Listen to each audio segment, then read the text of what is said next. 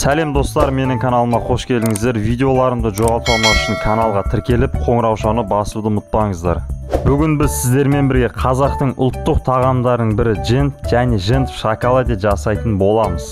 Ол үшін бізге талқан, сары май, қант ұнтағы, қара шоколад және бал керек. Ең алдымен талқанға қант ұнтағын сеуіп араластырамыз. Бөлме температурасына еріген сары май саламыз. Енді үстіне 2 қасық бал қосып, жақсылап араластырамыз.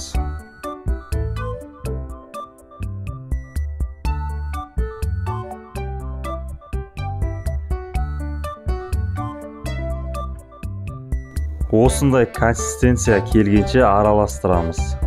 Дайын талқанның формасын келтірудің 3 түрін көрсетемін. Біріншісі осылай арнайы формаға салып, формасын келтіру. Осымен силиконды формаға салынған талқанымыз дайын. Екіншісі қолдың көмегімен әртүрлі формаға келтіру.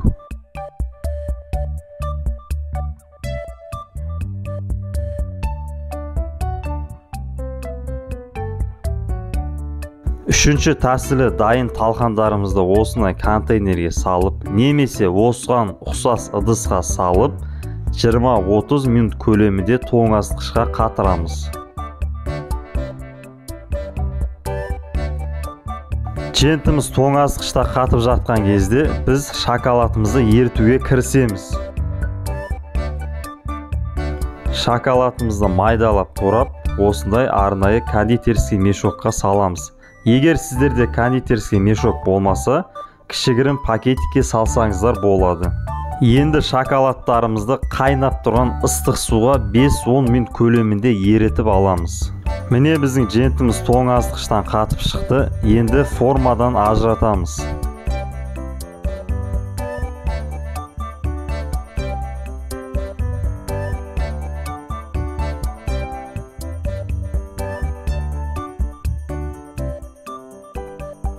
Ыдысымыздағы талқанымызды кубик көлемінде кесеміз.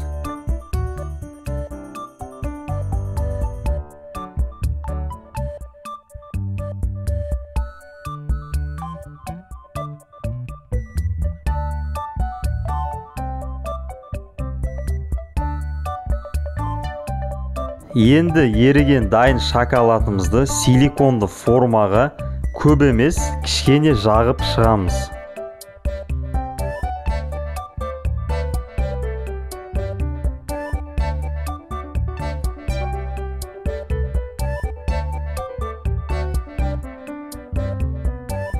Міне шоколадымыз осылай болып шығу керек. Енді үстіне талқанымызды қоямыз. Формаға салып болғаннан кейін тоңазытқышқа 10 минут көлемінде қатырып аламыз. Қалған талқандарымызға сіздер де осылай шоколадты жағып шықсаңыздар болады.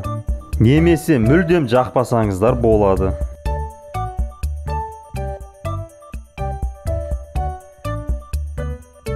Міне құрметті көрермендер, шоколадты жентіміз осымен дайын. Рецепт ұнады деген ойдамын. Каналды қолдап, қоңыраушаны басып, лайк басып, комментарий қалдыруды ұмытпаңыздар. Сіздердің қолдауларыңыз менің каналымның дамуына үлкен үлес қосатынын ұмытпаңыздар.